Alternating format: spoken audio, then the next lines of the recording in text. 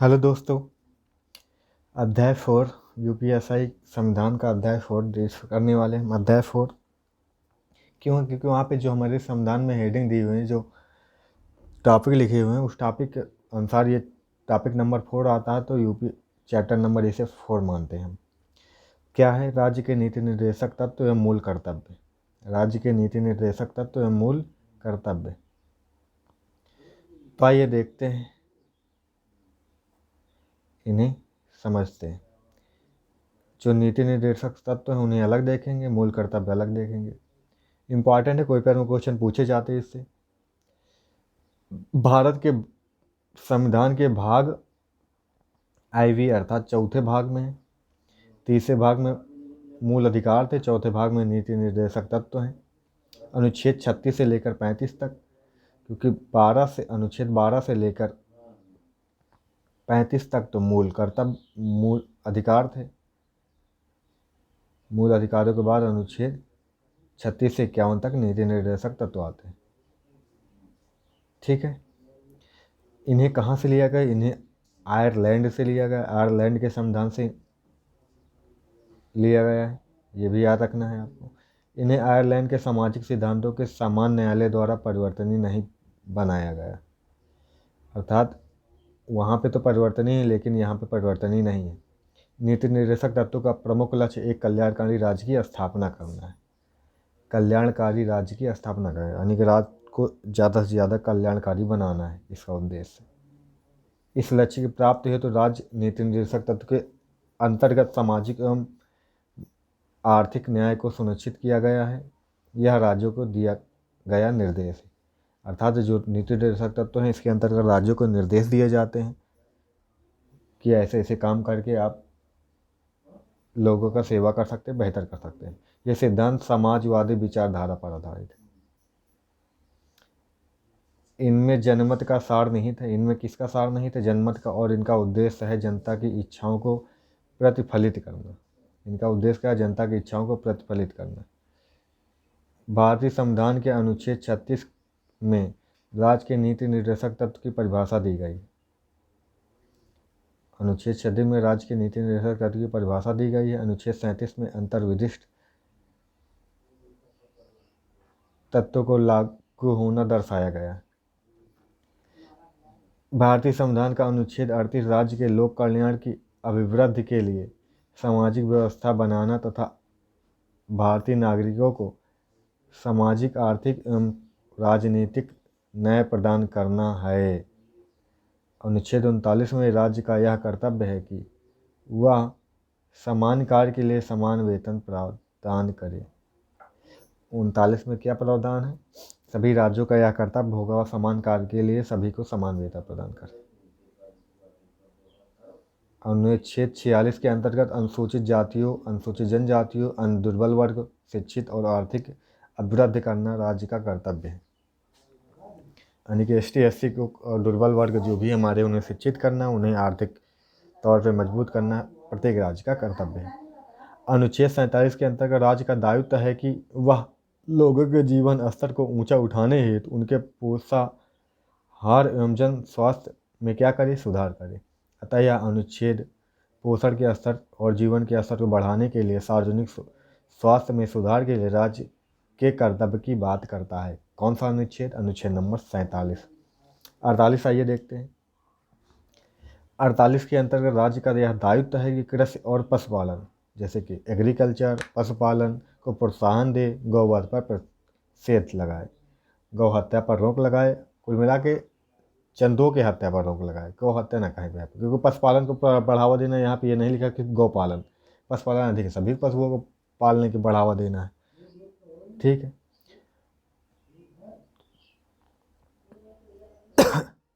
अनुच्छेद 48 का के अंतर्गत पर्यावरण का संरक्षण तथा संवर्धन और वन तथा वन्य जीवों की रक्षा की बात कही गई। अनुच्छेद 49 के अंतर्गत याद रखिए, पर्यावरण संरक्षण की बात किसमें कही गई? वन जीवों की संरक्षण, वन की संरक्षण किसकी बात है? 48 में आती है। 48 और अंदर पूछेगा 48 का पूछ लेगा। अनुच्छेद 49 के अंतर्गत राष्ट्रीय महत्व के स्मारकों, स्थानों तथा जंतुओं का संरक्षण जितने भी राष्ट्रीय स्मारक हैं, हमारे राष्ट्रीय स्थान हैं, उन सबका संरक्षण करना राज्य का कर्तव्य। अनुच्छेद 50 के अंतर्गत कार्यपालिका न्यायपालिका के कार्य क्षेत्र को पृथक करना, अर्थात कार्यपालिका न्यायपालिका एक दूसरे से क्या रहे, अलग काम करे। अनुच्छेद 51 अंतर्राष्ट्रीय शांति और सुरक्षा बनाए रखने का प्रयत्न करना, अंतर्राष्ट्रीय शांति और सुरक्षा बनाए रखने का प्रयत्न करना। अतः अनुच्छेद 51 के तहत राज्य अंतर्राष्ट्रीय विधि तथा संधि बाध्यताओं के प्रति आदर बढ़ाने तथा अंतर्राष्ट्रीय विवादों को मध्यस्थता द्वारा निपटाने का प्रयास करेगा।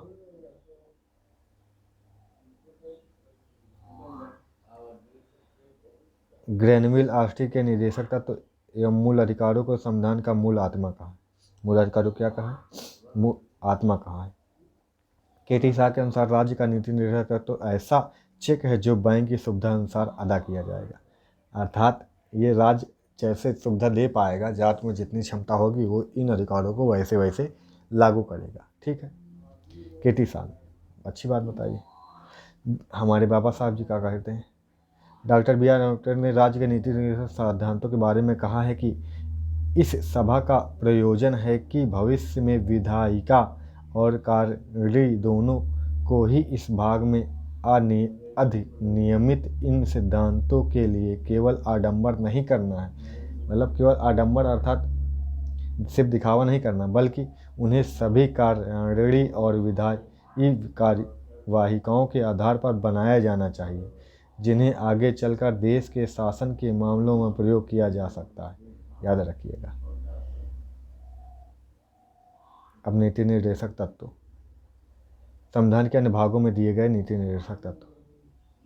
ठीक है, जैसे अनुच्छेद 350A में क्या बोलते हैं, प्रत्येक राज्य तथा राज्य के भीतर स्थानीय प्राधिकारी का यह कर्तव्य होगा कि भाषाई अल्पसंख्यक वर्ग के बालकों को शिक्षा के प्राथमिक स्तर पर मातृभाषा में शिक्षा की व्यवस्था करे। उनकी मातृभाषा अर्थात जो उनकी लोकल लैंग्वेज है उस पर शिक्षा की व्यवस्था करें, प्राथमिक स्तर पर, प्राइमरी लेवल पर। अनुच्छेद 351 के तहत संघ का यह कर्तव्य है कि वह हिंदी भाषा का प्रसार बढ़ाए और उसका विकास करे। अनुच्छेद 335 संघ या राज्य के कार्यपालक के संबंधित सेवाओं और पदों के लिए नियुक्तियां करने में अनुसूचित जातियों और अनुसूचित जनजातियों के दावों का प्रशासन की सक्षमता बनाए रखने की संगति के अनुसार ध्यान रखा जाएगा। 42वें संविधान संशोधन 1976 द्वारा जोड़े गए नीति निर्देशक तत्व, सामान्य न्याय और निःशुल्क कानूनी सहायता अनुच्छेद 39A के माध्यम से जोड़ा गया। बच्चों को स्वतंत्र एवं गरिमामयी वातावरण के में स्वस्थ विकास के अवसर बच्चों की सुविधाएं प्रदान की जाए, अनुच्छेद 39F के माध्यम से जोड़ा गया। उद्योगों में प्रबंध में कर्मकारों की भागीदारी 43A के द्वारा, किसके द्वारा, 43A के द्वारा। पर्यावरण का संरक्षण, संवर्धन और वनों को वन्यजीवों की रक्षा 48A। 42वें संविधान संशोधन नीति निर्देशक तत्व 39A, 43A, 48A जोड़े गए। ठीक, याद रखिए। अब 44वें संविधान संशोधन 1978 के द्वारा जोड़े गए। क्या क्या जोड़े गए, आय की असमानता को कम करना, जो आय में अंतर है इसको कम करना, समूहों के बीच तथा विभिन्न व्यवसायों में लगे लोगों के समूहों के बीच अवसरों की असमानता समाप्त करना 38A में है।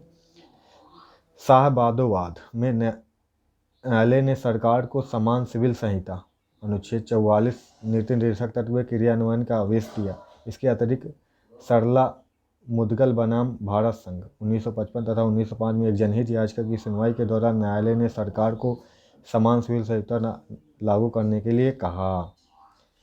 रणधीर सिंह बनाम भारत संघ के मामले में यह अभी निर्धारित किया गया कि यद्यपि समान कार्य के लिए समान वेतन संविधान के अधीन एक मौलिक अधिकार नहीं है, वरन क्या है, नीति निर्देशक तत्व है, किंतु निश्चित ही यह हमारा संवैधानिक लक्ष्य है कि अनुच्छेद 32 के अधीन न्यायालय के मौलिक अधिकार और नीति निर्देशक तत्व के समन्वय पर बल दिया जाए। समन्वय अर्थात इन दोनों को समान बनाया जाए। ठीक है, याद रखिएगा। नीति निर्देशक सिद्धांतों में परिवर्तन हेतु तो संविधान संशोधन की आवश्यकता होती है, ठीक है, और इसके लिए संसद के दोनों सदन में पारित होना आवश्यक होता है तथा संसद में उपस्थित 2/3 सदस्यों का मतदान और अनुमोदन आवश्यक होता है।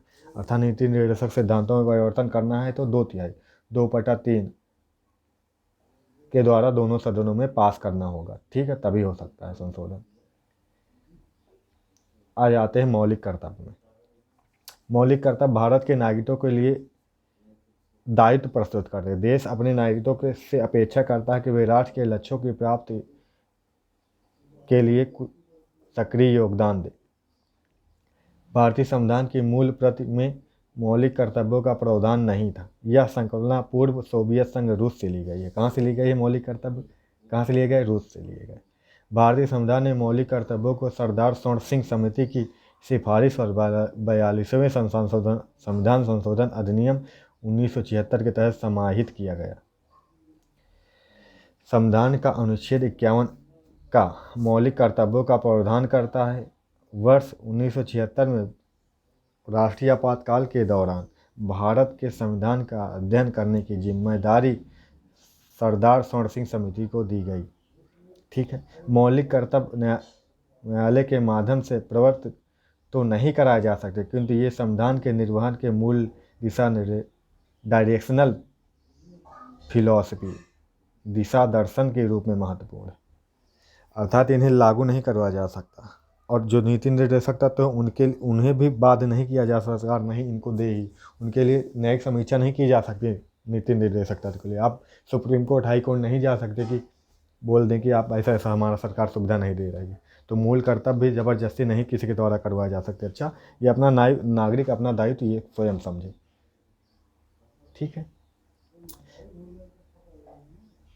भारतीय संविधान के भाग 4 का के 51 का के तहत मौलिक कर्तव्य जोड़े गए थे। अच्छा, कौन कौन से मौलिक कर्तव्य हैं बताते हैं।